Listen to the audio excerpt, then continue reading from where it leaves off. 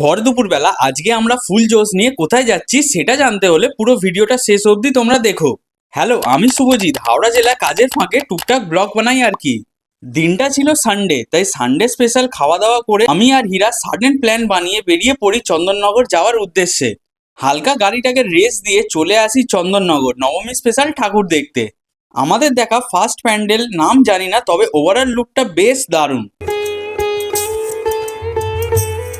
আর এই হলো জগদ্ধাত্রী ঠাকুর, যাকে দেখার জন্য মানুষ বহু দূর দূর থেকে আসে আমাদেরই মতন। এরপর আমরা চলে আসি স্টেশন চত্বরে, যেখানে হানি দাদার ভাইবের সঙ্গে খিচুড়িও বিতরণ হচ্ছিল। দেন আমরা চলে আসি খলিশানি পুজো মণ্ডপে। ভেতরটার ওভারঅল লুকটা আমি তোমাদের একটু দেখাই। একবার জাস্ট মাকে দেখে নাও, যেমনি তার হাইট আর তেমনি সাজ।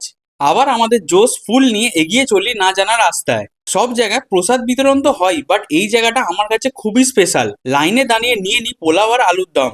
দেখেই ভক্তি আসবে, আর খেলে তো পুরো স্বর্গ। খেয়ে নিয়েই উল্টো দিকেই একটা সুন্দর ঠাকুর হয়েছিল। দেখো, প্রতিমা সবই প্রায় 30 থেকে 40 ফুট হাইটের। এটাই এখানকার বিশেষত্ব। তারপর আমরা চলে আসি মধ্যাঞ্চলের গেটের সামনে। সন্ধ্যা যত হচ্ছে মানুষ তত ভিড় জমাচ্ছে এখানে।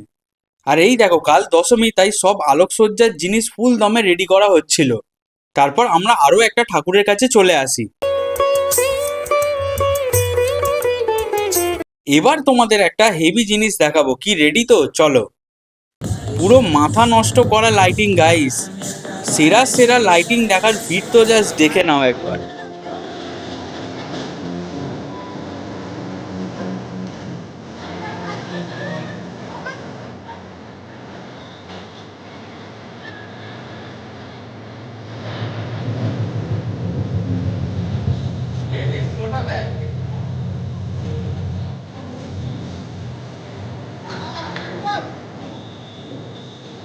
তোমাদের আরো কয়েকটা লাইটিং এর গেট দেখাই।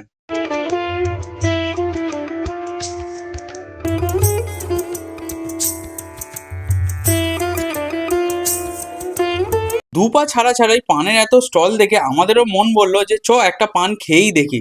তারপর বেশ কয়েকটা ঠাকুর দেখে রিটার্নের সময় মানুষ বলছে, না ভাই তুই যাস না বাড়ি, থেকে যা এত ভিড়ে।